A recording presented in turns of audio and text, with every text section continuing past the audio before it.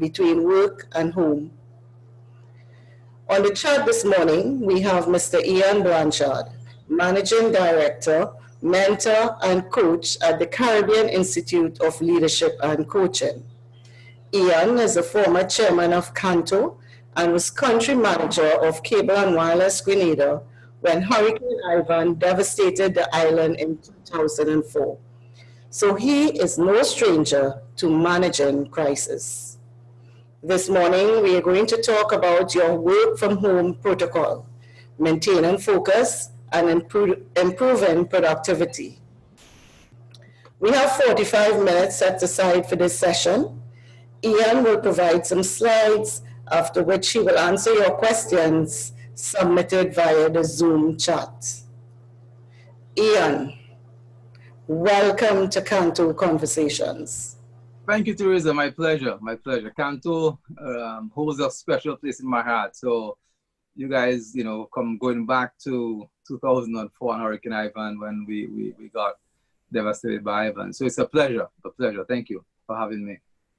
Okay, so we have a nice audience this morning, and may I ask the audience to mute your microphones as we will take questions via Zoom. So Ian, please. All right. So what I'm going to do is I'm going to share my screen and share some slides, and then we can chat through the whole issue of working from home. Now, the thing is, working from home, and we say working from home. There's two things to bear in mind. One thing is that as an employer, if you are an employer, you want to make sure that your company's productivity is held high. If you have folks working from home, obviously they're being paid. You want to make sure that you are maintaining that level of productivity. If you're an employee, you want to think about it in the context that employers are a challenge in terms of revenue streams coming in, which means that they are going to be thinking about cost management.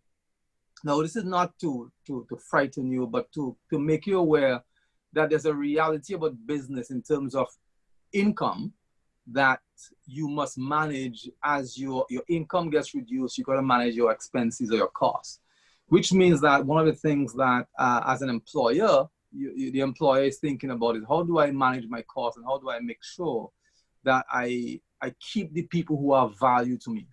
So as an employee, if you're working from home, it is not a holiday, it is not a vacation, it is the ability to work from your home and to produce while you're working at home.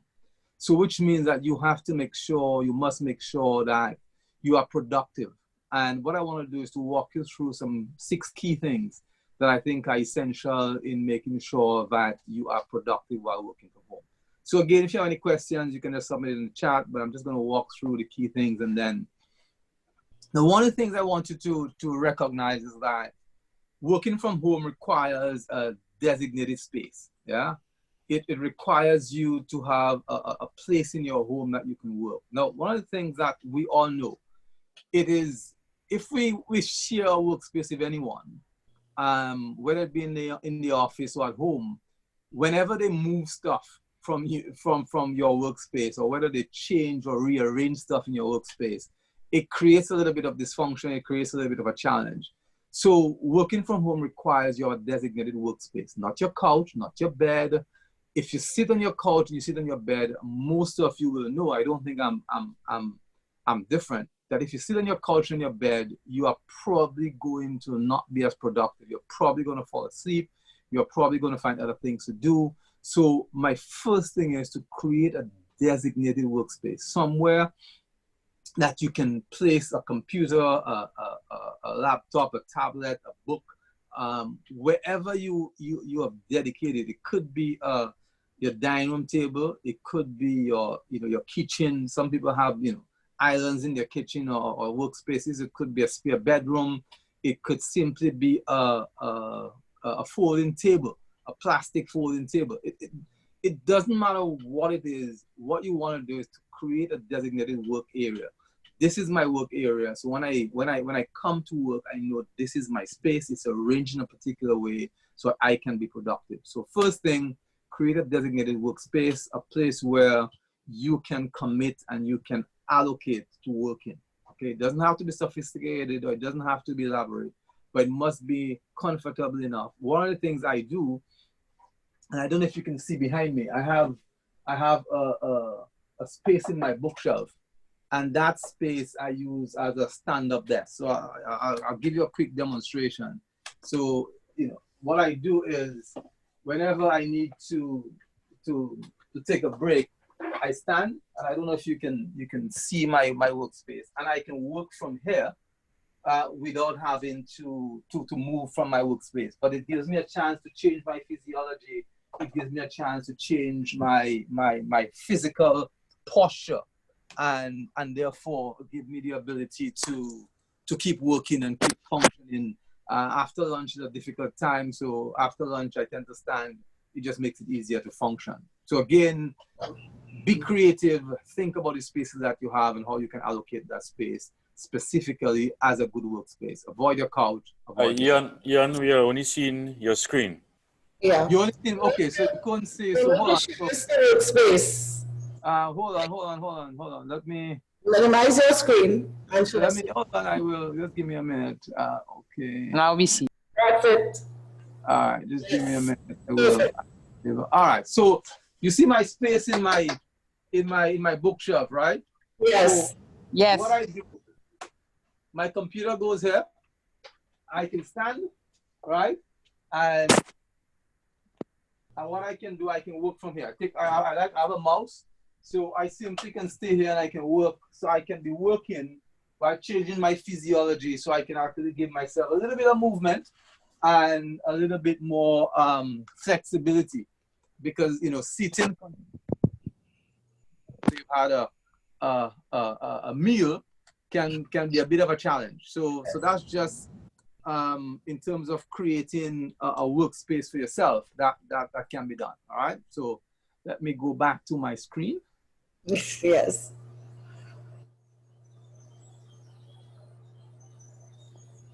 Excellent. Okay, so let me go back. I think I need to exit. Let me exit go back. All right.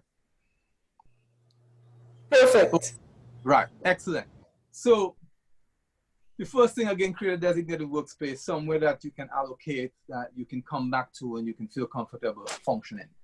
Second thing, get up, get dressed, go to work, all right?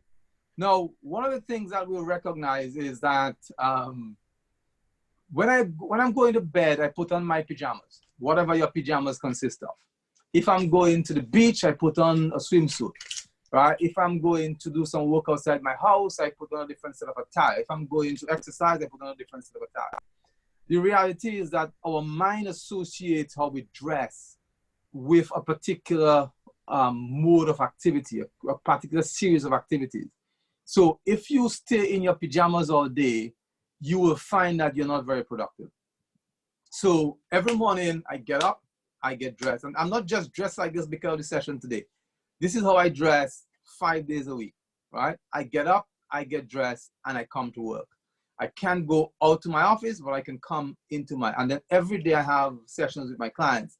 The point I'm making is because I'm dressed like I'm going to work, my body feels in that mode, my mind is positioned that way, and therefore I am able to function a lot more effectively. If you stay in your pajamas, if you're still lounging on the couch, you're going to find that you're not very productive. So my encouragement to you, get up, get dressed, and go to work. Go through, so I do my same morning routine. You know, I get up, I have my devotions, you know, I shower, I get ready, I go to work, all right? So you want to make sure that you create a specific routine. Your dress lines up with the way your mind associates your dress with what you're going to do. So take some time, get up, get dressed, and go to work. I say create jam sessions. Let me explain what that means. What can happen for the workaholics among us, we can find ourselves just working all day into the night.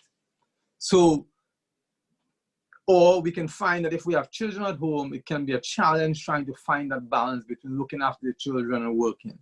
Now, if you're a single parent, that creates a little bit more of a challenge.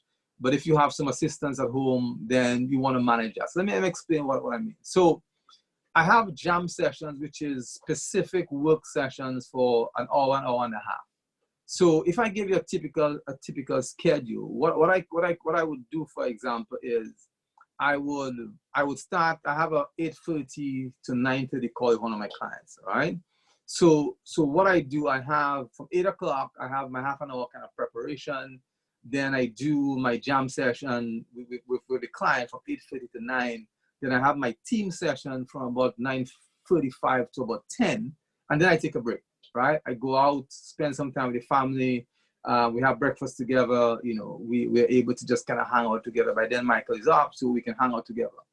Then I go back in probably about 10:30, quarter 11. I do another jam session, which will take me probably to about 1:30. It's 12:30, sorry, 12:31, which is again another focused, deliberate session. It could be a client session. It could be just me preparing some work, preparing some stuff.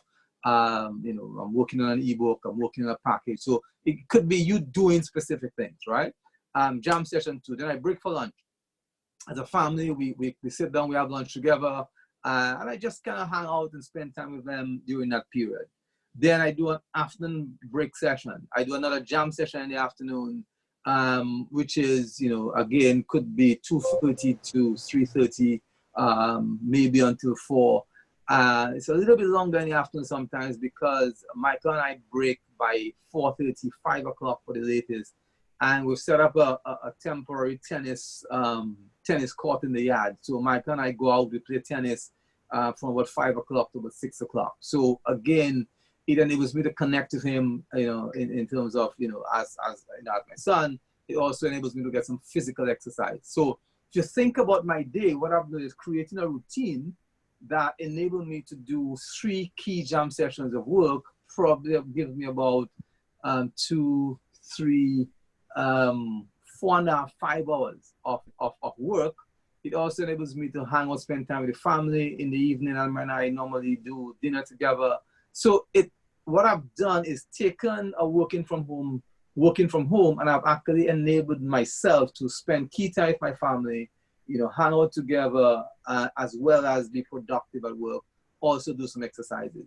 So create jam sessions, create a routine, create a schedule that you can have a holistic perspective of your life. If you just work, you're going to get frustrated, you're going to get stressed, and it's going to wear you out. If you just hang out, your brain is going to get just soggy. So you want to manage that, all right? So create jam sessions, create some specific times for work, times for break, time with the family, yeah? Ask yourself, assign yourself 3 key activities. So what I do is, what we find is if we do not have a clear objective of what we're trying to achieve, we're going to find that we are not as productive as we could be. So what I do is, you know, I normally do annual planning, the 90-day planning or 12-week planning.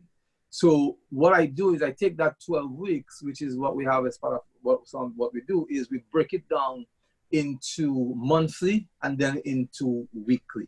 So what I do, for example, with my clients, I say, what do you want to accomplish for the week?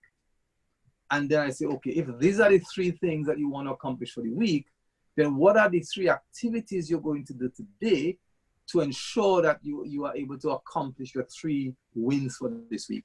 So assign yourself 3 key activities, 3 wins, 3 specific things that you have to accomplish in that day. Because you will find if you don't do that, you can be all over the place. Now, that's not saying that you only do these 3 things. It's saying that what you are doing is specifically saying, these are the 3 outcomes I want to ensure that I have done by the end of today. And it's helping you to get your weekly objectives, what you want to do for the month and what you want to do for the quarter, okay? So again, plan it, think through it, and assign yourself some specific deliverables on a daily basis so you can be focused and you can be moving towards a specific activity. So human beings, where we are designed to complete things. And if we don't complete things, we feel a bit off center and off kilter. So what we want to do is just make sure that we plan it, we think through it, and then we have a point where we can say, I've done these 3 things, it's taken me towards my goal, and I'm actually moving in the right direction. The other thing is the idea of encourage video-based calling. Now, one of the things that I've recognized and we've always taught is that human interaction and the ability to communicate effectively thrives on some key things. One is the words that you speak. 2 is the tone of your voice, and 3 is the actual body language. And working from home, what you find is because you're not physically in contact with people, they can see your body language.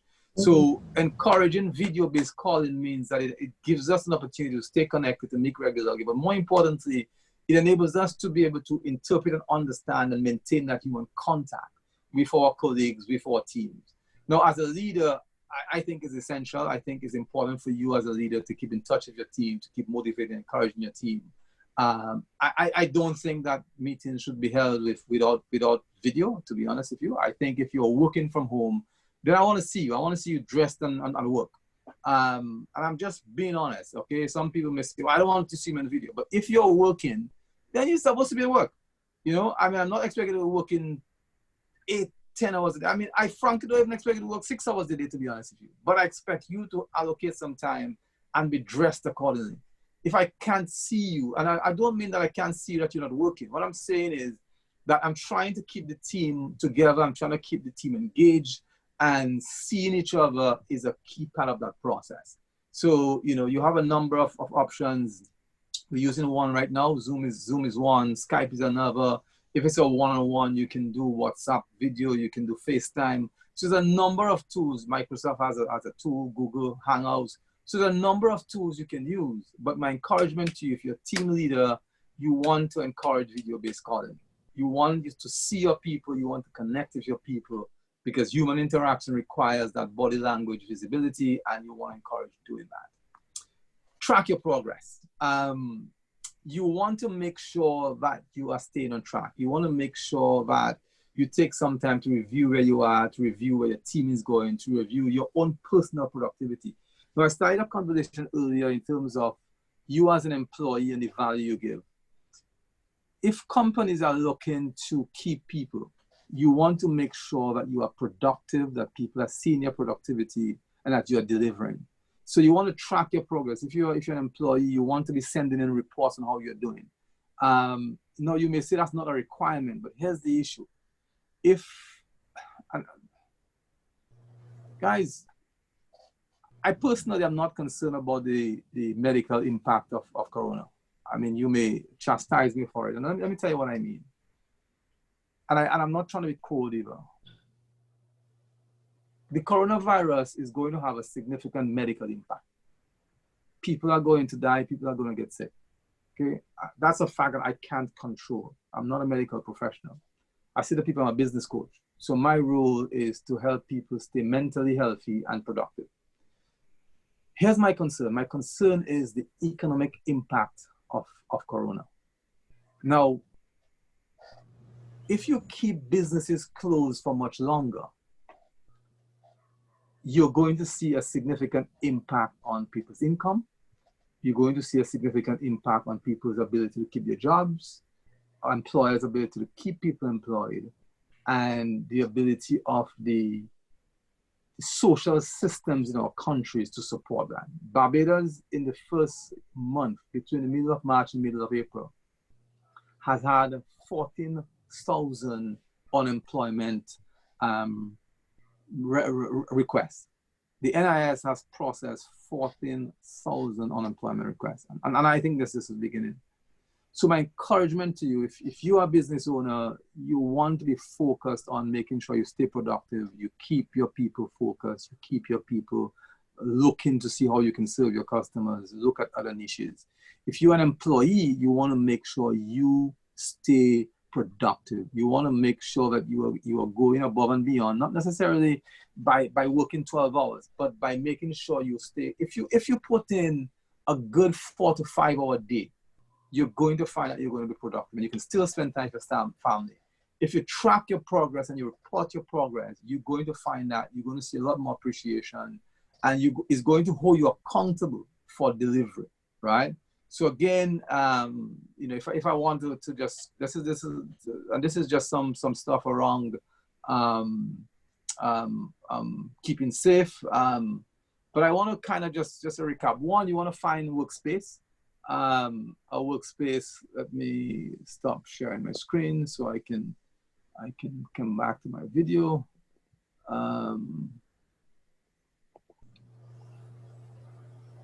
Okay, stop. No. Stop broadcast.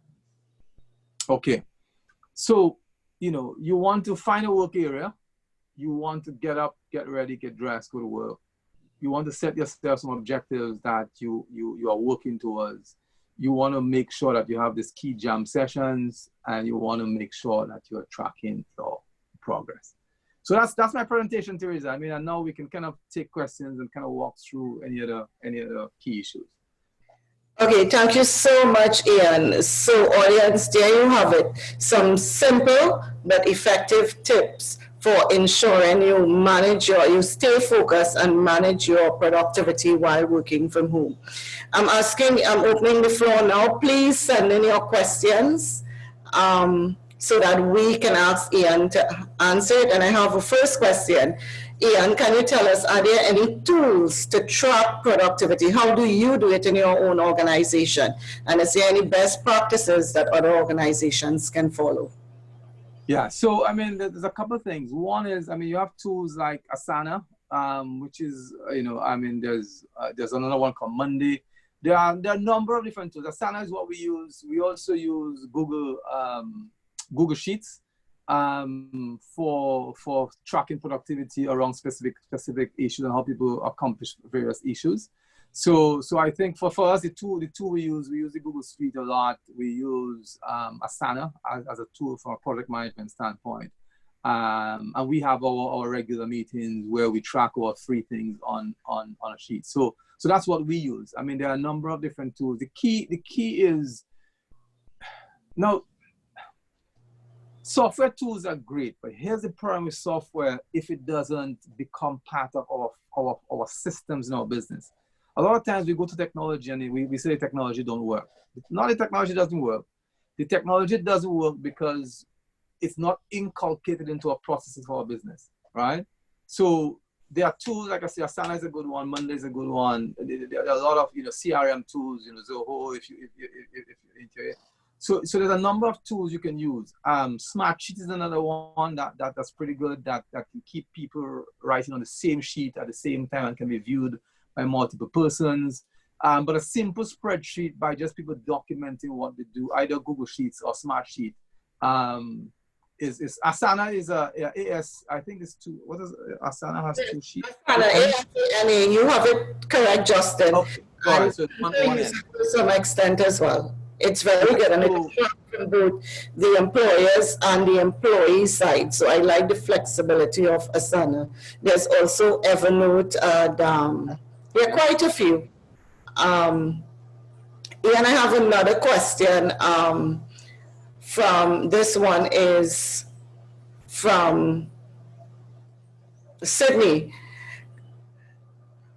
What Sydney is asking is if you can help us focus not on the employee aspect, but a little bit on the employer's aspect as it relates to working from home. So as an employer, you want to be clear in the direction that you're going. So I'll give you and maybe I can put something in context. I'm just preparing just finishing off actually a crisis management survival guide for both individuals and businesses. But so a couple of things to think about. As an employer, you want to know your exact position, right? So from a financial position, you know exactly where you are. You can't be guessing where you are. You can't be guessing where you are. You need to know exactly where you are. So you need to look at your income statement. You need to know your cash position. You need to know if you have inventory. You need to know what your cash is. You need to know what your receivables are. You need to know what your payables are, right? So financially, you need to be very clear in your mind what you need to know. You need to do what I call a financial stress test. You need to see if you don't get any revenues or reduce the level of revenues over the next 2 weeks, 3 weeks, 4 weeks, 5 weeks, 6 weeks, what then are you going to do? What cost elements are you going to keep? How are you going to speak to creditors? How are you going to speak to suppliers? How are you going to deal with your fixed costs? So you want to make sure you understand where you are. You want to ensure, secondly, that you look at your key, what I call your key people. When I say your key people, one is yourself. So you as the owner, you as the leader need to make sure that mentally you stay in a good place. So I don't watch all these corona numbers. I'm not interested. I'm not a doctor. I'm not a scientist. I'm not interested in how many people are dying because there's nothing I can do about it. I have a responsibility to protect myself, to protect my team, to protect my family, right? And my clients. I cannot protect the world. I'm not a doctor. I'm not a prime minister. So my focus is, what do I need to do to help myself, to help my family, to help my team, to help my customers? Because I cannot, so I do not focus on how many cases there are in Barbados or how many people are dying. That is simply going to depress me. So my encouragement to you, got to keep your mind focused. You got to keep your mind strong. You need to ensure that you are communicating effectively with your team. So, which means that if you can't wait for things to happen and then say something, you need to lead the team from the front. So you need to be saying, guys, we're going to get through this. This is what we're going to do. This is how we're going to do it. And here is the trend. So, with my team, we have a session every day, and it's only just about 20 minutes, but we're focused on what we're doing, how we're moving forward. And by the way, if you're interested, I've got a YouTube, on my YouTube channel, Coach Ian B. I did a webinar, I think 2 Fridays ago, and there's what you should do as a business owner that you can look at. So you can go to the YouTube channel, subscribe, and you'll see the other videos that's coming up. But it's free. It's done. It was done a couple of weeks ago. So you need to make sure that as a business owner, you have a clear sense of where you're going and you're directing the team. The other thing is you got to protect your revenue stream and you got to pivot, meaning that there are opportunities out there. So if you're a business that's not generating revenues, you got to get creative of what you can do based on your current client base and what the needs are at the moment, and how you can pivot and actually be in a position to help your clients at this time. Okay. So Ian, I have a question for you. How do you keep your team creative juices flowing from home? I mean, it's very easy in the office to call a creativity meeting, ask people to think out of the box. But how do you do that when your team is working from various parts of the countries and in some cases, various parts of the world? So one of the teams that we're working with, what we do is we have a creativity, I won't say a contest. So I say to people, you videotape your talent, right? And play it back to the team. So when we meet somebody else, we do a motivational piece. So everybody, we move it around. Everybody do 5 minutes of a key motivational piece. And secondly, we have a talent. So people, this morning we had people sharing paintings. We had people sharing playing steel pan. We had people playing guitars. So it creates excitement. It creates a sense of joy and just a pleasantness with the team. So get people to be creative. Get people to share their skill. And when you first do it, people kind of apprehensive. But it's amazing what it does to the team as you get people. And people have different. Every single one of us have a talent and a skill. Encourage your team to have some fun, be creative, and do something that you can share when you have your video sessions, because it will enlighten people and it will actually keep the creative juices flowing. Okay, I have a question from Susie. What other ways can we do our work? Do we need to brainstorm on some new ways of doing things? Absolutely. Susie, we are not going to go back to what used to be normal. Yeah? So the reality of what used to be normal in terms of events, it's going to take a while for people to feel comfortable going to events. So you're going to find that we need to create a new normal. So what you want to do is I would say, review your business model. For us, for example, we had already started and we were about 85% complete in terms of an online management portal, right? So this just sped up our process. The concept of how do you offer services that are different? How do you create, I mean, simple things like, I have a client who's into environment stuff, and he created an online system for supermarkets to take in orders. So you may find that you have a skill, you have a gift, you may find let me rephrase that. The best way to do that is to ask yourself, what problems exist in the marketplace that a solution is required for? That's the best way to start the thinking. Yeah. What are the challenges that your current clients face that you can find a solution to, or you can partner with somebody to find a solutions to? Or generally, what are the problems in my industry or other industries that a solution is required for? And can I fill that solution myself, be that solution myself, or can I bring together a series of people to produce a solution for it? So that's what I would suggest. Great. So I have a question from Barry. How do we change the mindsets of Caribbean people to embrace technology in this pandemic, to see the business opportunity in the crisis? And I think, Ian, that's a big one. Thank you, Barry. So it's an interesting question because we are still a little apprehensive. The interesting thing is, though, we are prepared to buy from outside, but a little bit cautious about buying from our own. It's an interesting mindset, right? So my encouragement to you is test the process, right? Test the process. You're never going to know. There are people who are willing to buy, but you're never going to know until you test the process. So my encouragement to you is to create some opportunities. And the first time you do it, you might get 5 people, 2 people, 1 person. But if you keep doing it and you keep spreading your message, you're going to find that you're going to get traction, right? If you offer something that's valuable, I'll give you a simple example. I was planning to launch an ebook on how to set SMART goals to transform your life and business. That was in the works before this started. And in thinking through this, because we've been doing stuff with our clients, I realized, and the team said this to me, why don't you create something that's more relevant? And so I'm just finished this book on the crisis management survival guide, which I'll give free as part of the ebook.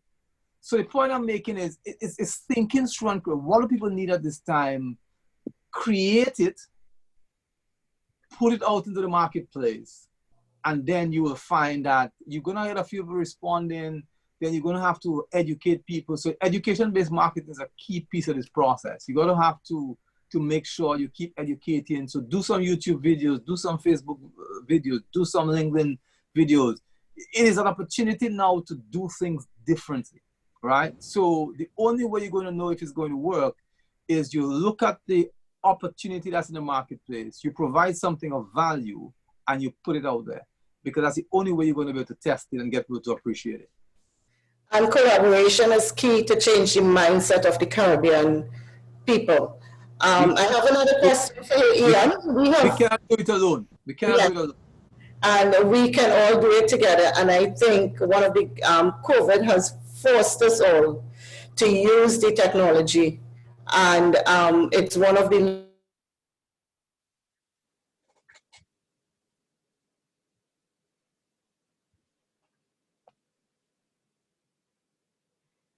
I lost Teresa. Can you guys hear me? To activity to employees in order to work.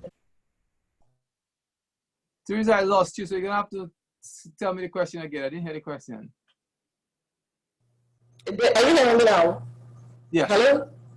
Yes. Where does the responsibility lie as it relates to connectivity for employees in order to work from home? As some of the employees do not have proper connection infrastructure at home. Also, as an employer, how do you decide which employees are to be connected from home? Yeah, so a couple of things. One is that as the employer, I think you have a responsibility because you're trying to get your employees connected. So you may have to pay maybe some data charges, it's probably difficult to get people. The reality is that you got to figure out. So look at your business model and you figure out who do I need to deliver the services I want to deliver? Who do I need to support the delivery of those services? And then you pick a team. You got to pick a core, right? You got to pick a core. So you got to decide, and guys, that's why you got to make some hard decisions. It's going to be some difficult decisions. We got to make some hard decisions. Depending on the size of your team, you do not need everybody at this time, because the reality is that you are not operating as usual. So you got to decide on a core. I would say, depending on the size of your business, 5 to 10, right? If you have 5 or 6 people, that's your core. What you can do is to get these people to create small cores under them, depending on how big your business is. Yes, certainly. And you might have video calls with those, but then they might have audio calls with their teams, right? So the reality is that pick your core leaders, then get these leaders, if required, to create cores under them, and then they can reach out to them in different ways, right? It might be email in some instances, right? But the reality is, if they keep the process alive because you are keeping them focused and moving forward in that core, then you're going to find it's going to trickle down if you manage them well. So you pick a core that's critical in delivery and supporting that delivery, and then let them select cores under them depending on how big your organization is. But you as the leader, as the employer, need to take responsibility for making sure, because it is your sustenance of your business that you need to protect. Sure. Okay, another question. How do you harmonize working from home with a team where each member have different highly productive time in the day? Thank you, Mr. Rogers. So you've got to be, and that's an interesting question, Linus. I had a lady who used to work for me, and she told me that her productive time was really in Bathsheba, and she. Now, you've got to respect that. So I'm not belittling that. So what you might want to do is to say, look, let's do a check-in at 10 o'clock in the morning, right? And then you figure out how you want to work. Because for me, I'm not micromanaging how you work. I am saying to you, we do a check-in 3 days a week, 2 days a week, whatever it is you want to figure out. But we do a check-in and then you report back in terms of telling me what you've done. Outside of that, you are free to function at whatever time you want. My issue is not micromanaging, my issue is delivery, right? Sure. So for me, it is, I'm not, if you want to work all night, and you say to me, look, I can't meet at 10, I can meet at 12.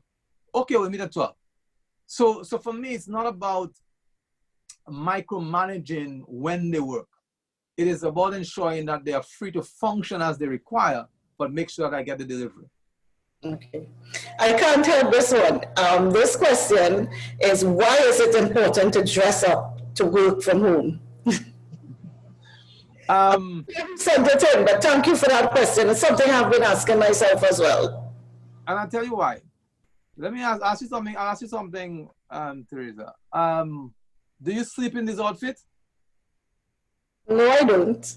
Would you be comfortable sleeping in this outfit? No, I don't. It would be funny. It would be strange, right? Yeah.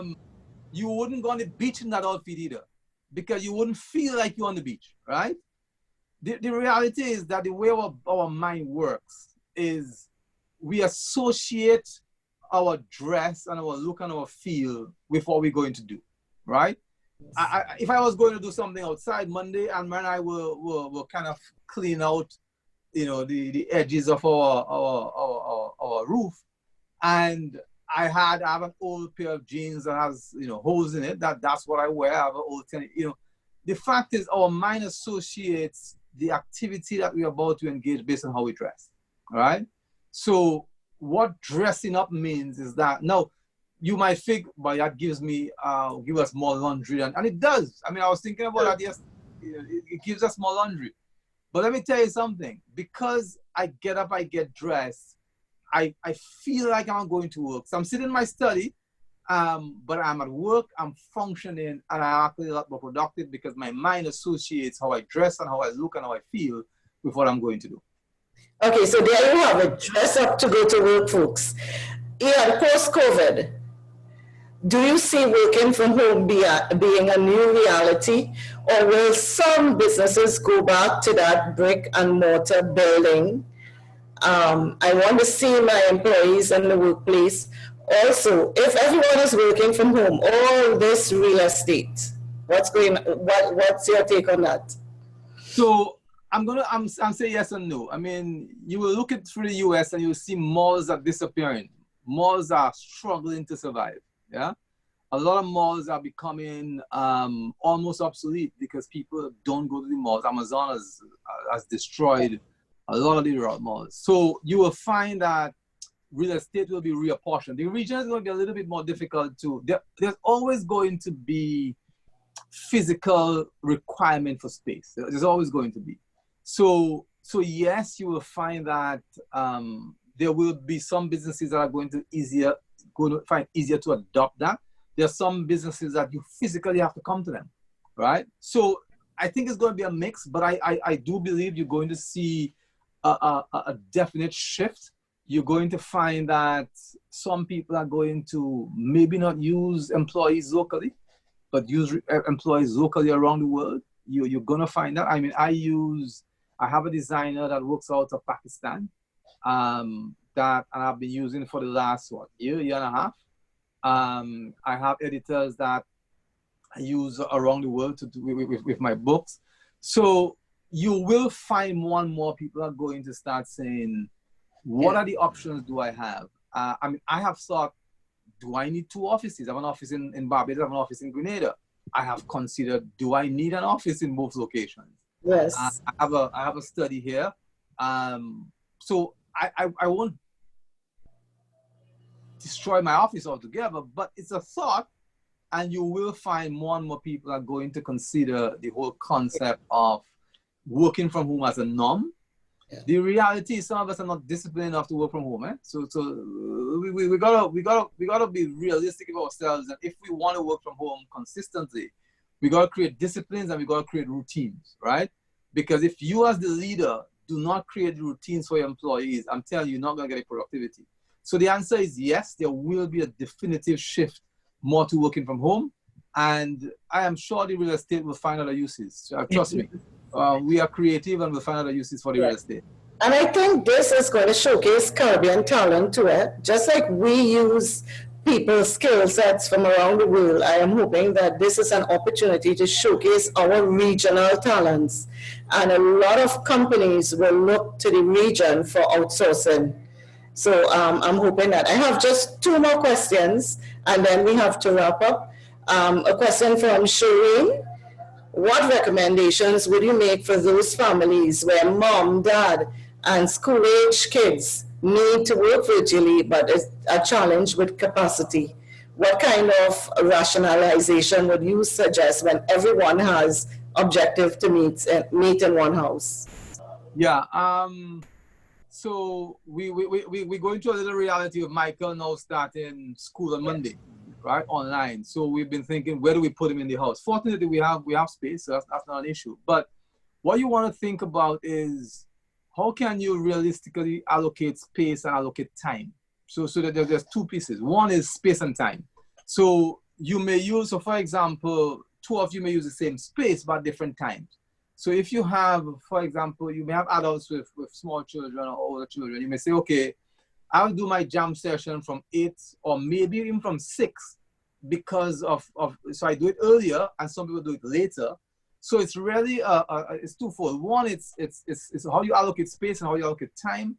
And importantly, it's about the communication between the family. So it's a good time to kind of connect with family. Guys, look, each of us have to do this. How are we going to do this? So we have 3 locations in the house that we've allocated. Here's how we're going to use and to spread out the space and the time. It requires collaboration. It requires communication. But you will find that we are creative. We are quite creative and quite ingenious. But we need to do it together. If we do it together, I am absolutely sure you're going to find a way to allocate the space you have for the time that's available. So Ian, I have two last questions. I'm promising you this is two last questions. One from Mr. Rogers. Any ideas of managing online meetings and keeping all engaged, especially when in those meetings tend to be longer and we have some passengers and some drivers? And maybe I should give you the last question from Andre. We are in a conferencing collaboration environment now. Team building activities have always been direct physical contact. We need team morale high, and we need some to really motivate our team. How can we do this?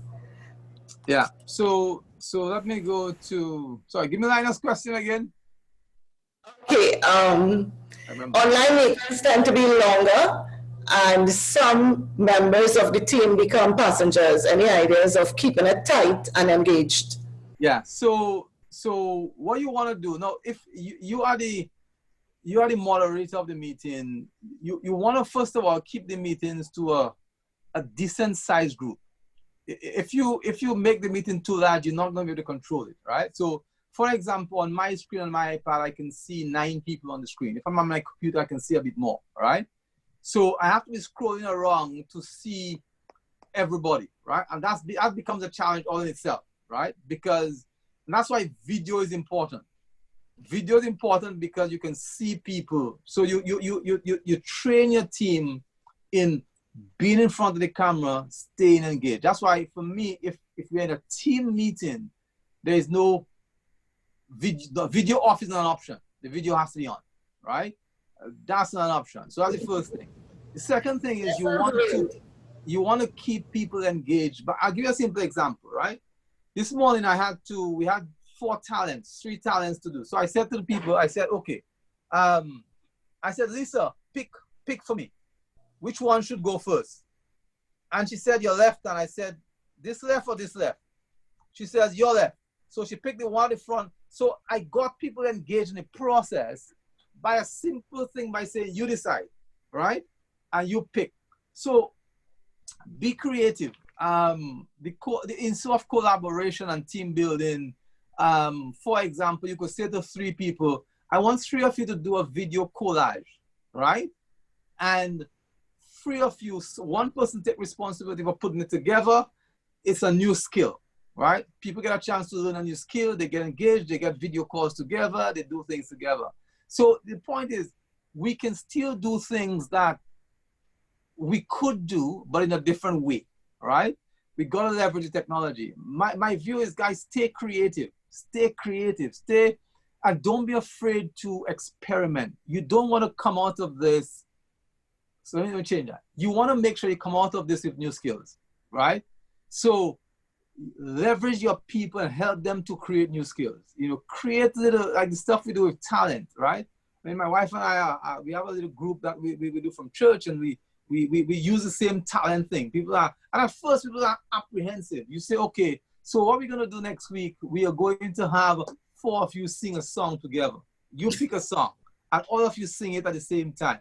It's not a competition. We're not trying to be super song stars. We're just doing things to keep the team engaged. Look at your people as you have in the meeting. If you see people are not, so for example, if I have a meeting and some people, they're not looking okay, I would call them after the meeting. What's up? How are you doing? So you're looking at expressions, you're looking at people, you're seeing how people are doing, because people are dealing with this differently. They are approaching this differently, So for me, I'm naturally upbeat, so, most times I'll be fine. But everybody's not that way. And because I am that way doesn't mean everybody has to be that way. So when you see members of your team struggling, check in with them, just kind of connect with them, and keep your eyes open, keep visible, keep looking, and keep engaging your people. Because at times like this, we need each other and we need to stay engaged together. Sure. Thank you so much, Ian. And thank you all for being a part of this conversation. Remember, the next webinar will be on Tuesday, the 21st April at 10 a.m. Please join the conversation to learn how governments are using ICT in the fight against COVID. The Honorable Minister Medford Nicholas of Antigua and Barbuda and the Honorable Minister Favour Williams of Jamaica will be our guests. Thank you. Stay home, stay safe, and stay connected with CANTO Conversations. Thank you.